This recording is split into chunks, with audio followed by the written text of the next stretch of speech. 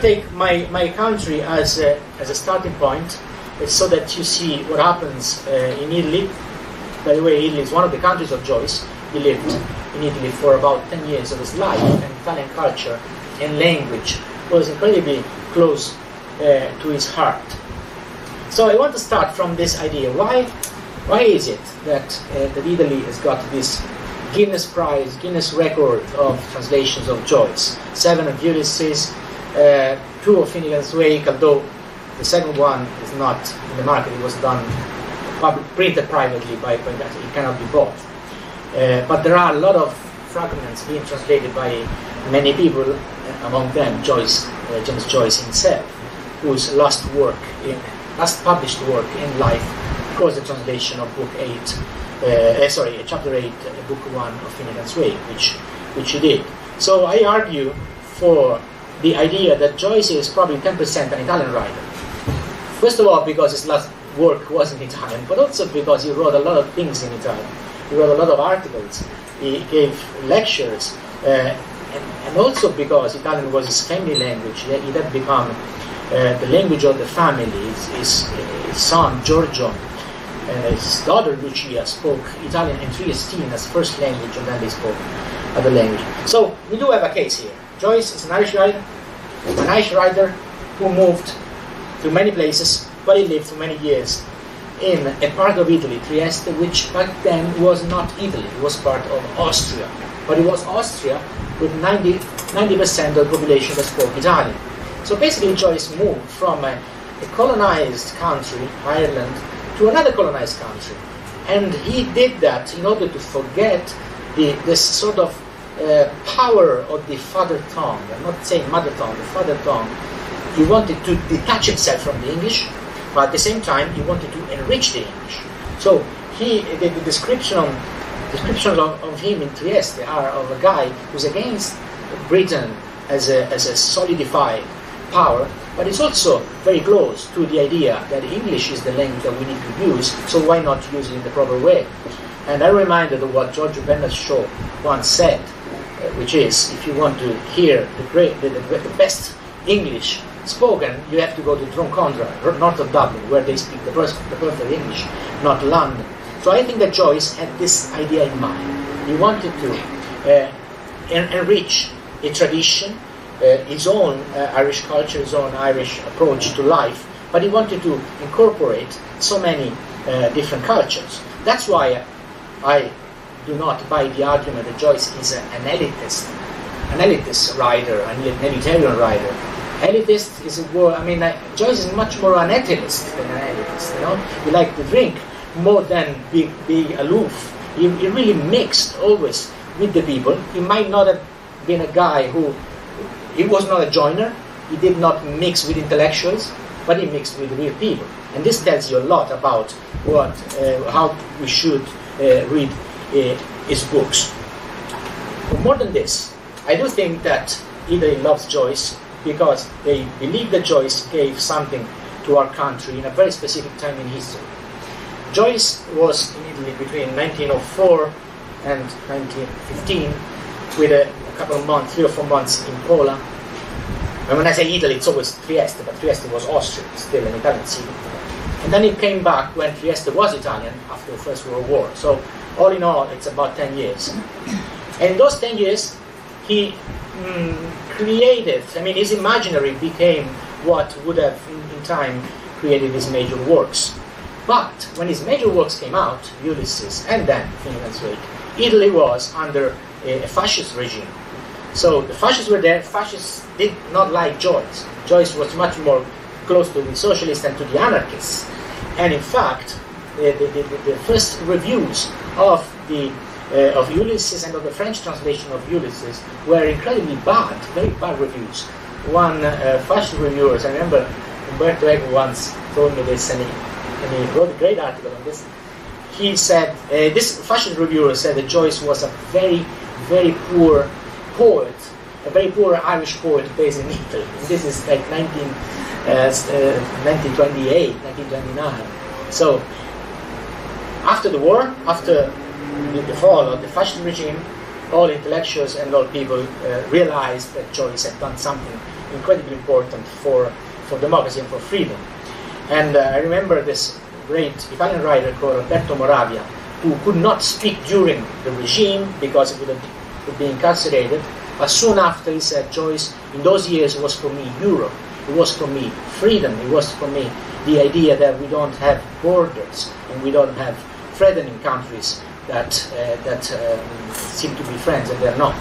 Now, I'm giving this slant to my talk because I do really believe that we should start reconsidering Joyce as a political writer. Despite the fact that he did not join any movement, that he never signed petitions, he never wanted to be interviewed on certain topics, but then what he did with his works was probably the greatest attempt by an artist to dismantle authoritarian regimes.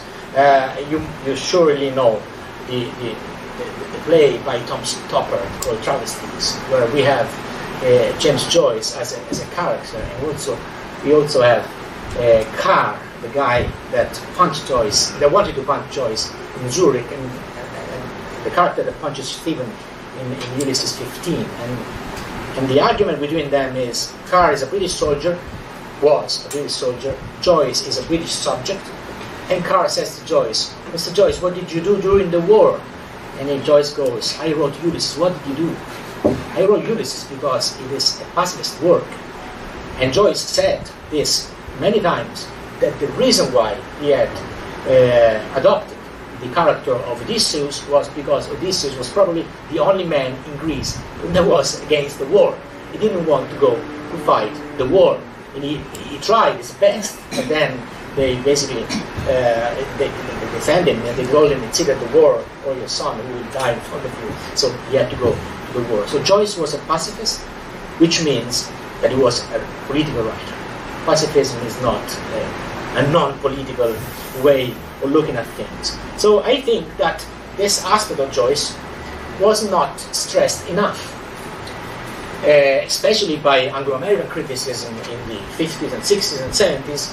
A lot of great scholars who focused much more on how Joyce wrote rather than what Joyce said. And now I think, now that we have that expertise, I think we have to go back to what Joyce said. And because what Joyce said is so important for us scholars, but also for common readers that have to realize which side they have to be on. So I am reminded of that passage in Finnegans Wake where Joyce had the word peace so many times listed. I don't know which page is it, 270 something. Probably you remember better than me. Anyways, like he has 29 words, the word peace, spelled in different languages. And if you look at the couples of languages, then you have Russian and Ukrainian. Then you have Arab and Israeli. So Joyce had kind of a premonitory sort of mind, and he knew that through language we can overcome conscience. So let's begin with this idea. This idea of Joyce being a political writer begins really in Rome. It is in Rome, according to the letters. He lived in Rome only for 7 months and 7 days. Very, very short time. But in those 7 months and 7 days, Joyce read a lot about the things that would influence him in the future. The first time he read The Picture of Dorian Gray was in Rome, and it was in Italian. So try and imagine the idea. Dorian Gray was published in 1890. Joyce lives in Rome in 1906, 16 years after. While he was already a big name and he was a Dublin man, and Joyce had not read Dorian Gray because of the censorship, because the works by Oscar Wilde had been banned. And Joyce read Oscar Wilde in Italian. And we all know how important Oscar Wilde is in the works of Joyce. He also wrote a great piece in Italian about Oscar Wilde. In those months, he also read a lot about the Socialist Party and the idea that the only way to probably react in a good way against the strong power of the church in Italy was to give power to the workers. So he develops a political consciousness in those very few months. But he also hates the place. He hates the place. He said that Rome is like that man that lives off by showing to the tourists the corpse of their grandmother. I don't know why the grandmother and not the grandfather, but I think even there, I think Joyce was totally right. If you go to Rome, you'll see Romans still sell the corpse of their grandmother to tourists. So Joyce had this futurological sort of mind. He hated Romans. He hated life there. He thought that life was very expensive and that wine was not good. He was robbed. So he hated the city. And yet, 1922, many years later, Ulysses is about to be out, and Joyce tells to Valérie Larbaud, as soon as this book is out, I will go back to Rome. Now, I always wondered, why? I mean, you hate the city, you hate the place, and you want to go back to it? Now, we do know that in those 7 months, he had the idea of writing Ulysses. Ulysses came to his mind in Rome. We know that in those 7 months, he had the idea of writing The Dead. So that's quite important. But if you look at if you read the letters from Rome, you realize in 1 second that Joyce hates the place, and yet he wanted to go back. For many, I give you an example of how this piece of information that I'm giving you has been misused for so many years by scholars around the world. They took Joyce by the word. Joyce said that he hated Rome, so Rome is not important. Then you realize that Rome was important, and he wanted to go back. Then you think, did Joyce leave his own country? Yes, kind of. I mean, he left Ireland while he was, when he was in Paris. 30 years later, somebody asked him, when did you leave Ireland? And he said, and he answered with a question, have I ever left? He had never left, but he had left. And he had left Ireland because he hated many things of Ireland, like this big power, the strong power of the church, the British Empire, which, by the way, in Ulysses becomes Brutish Empire, with a great Finneganian word. And yet, Ireland stayed in his mind all the time. So I kind of wondered, could it be the same with the center of Christianity? I mean, Joyce, by the time that he moved to Rome, he was already totally anti-Christian, totally anti-Catholic. He was an atheist. He was still fascinated by ritual and by religion, but he really hated the church. And yet he goes to move there, and he wants to go back. Like he wants to be close to the enemy. Another thing that I want to share with you, and it's quite important in Joyce's works, also in terms of their relationship to life and to existence, is, I think, what we could call is shadowy existential philosophy. What I mean is, following a lot of philosophers from the Renaissance that Joyce read, he was probably convinced that we live in a world inhabited by shadows.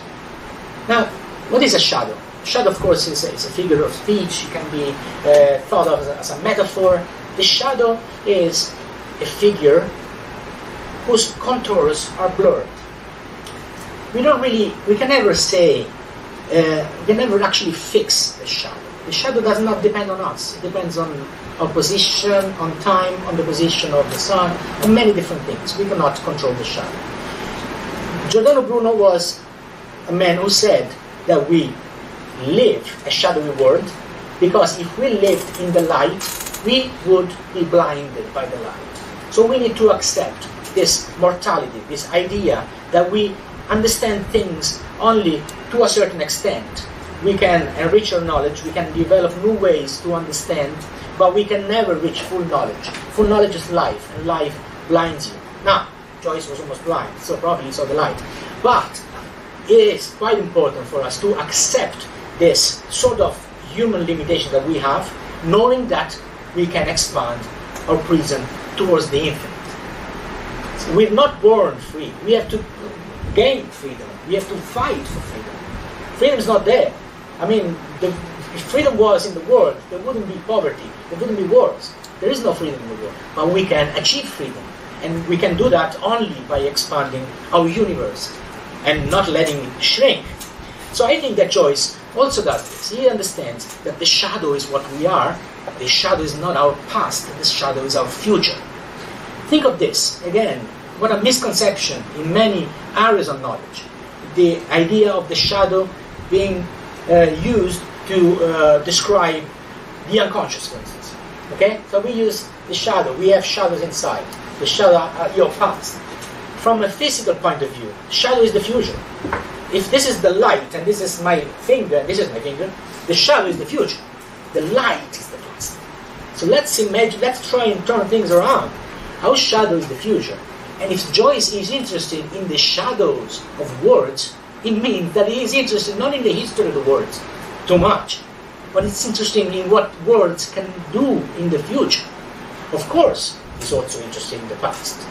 No question about this. But is much more interested in the productive way, in the productive space of the shadow.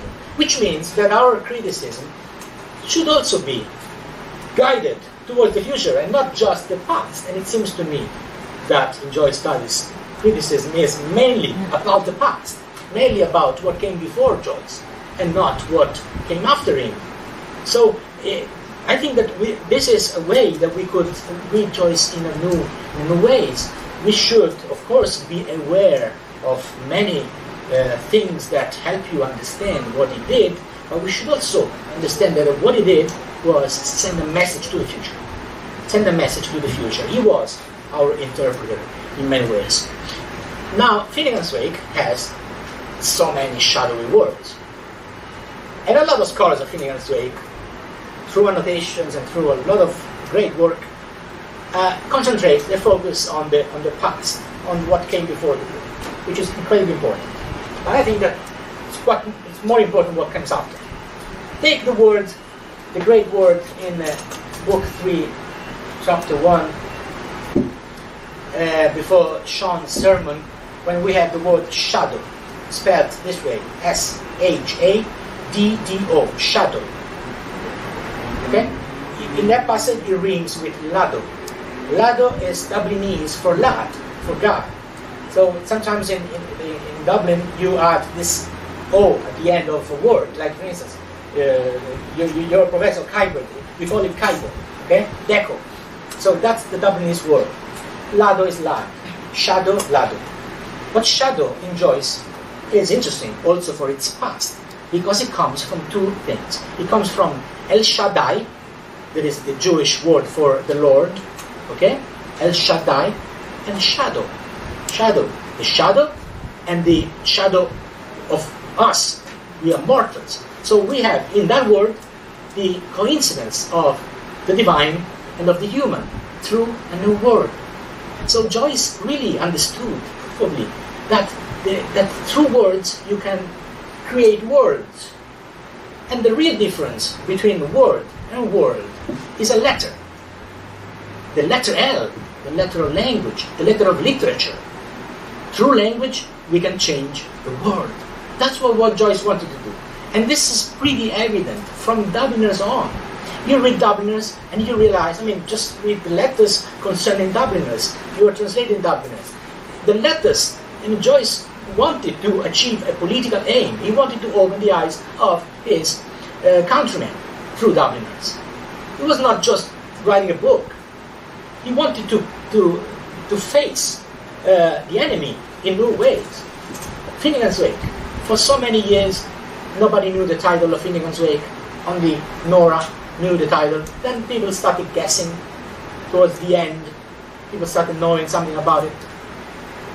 But when the title was revealed, Finnegans Wake, people were dumbfounded because some of them knew the Irish ballad Finnegans Wake with the apostrophe, the Wake of Finnegan. But Joyce had deleted apostrophes, just like he had done in Penelope, in Ulysses. You know the last part of Ulysses, where you have those 20,000 words without commas and full stops and without apostrophes. It's not stressed enough that it's without apostrophes. So in that passage from Ulysses, where you have the word he'll do without apostrophe, he'll becomes hell. And you can read the passage with the apostrophe or without the apostrophe. That's what Joyce does. He puts things together, okay? He creates these new words that are much richer than previous words. And they are not experiments, they are words. We could use them. Some of them were great. As we were saying last time in class, that beautiful word that he has in Finnegans' way that combines laughter and tear, and it goes with laughter. Wonderful. Why is it not in the dictionary? Laughter is a word.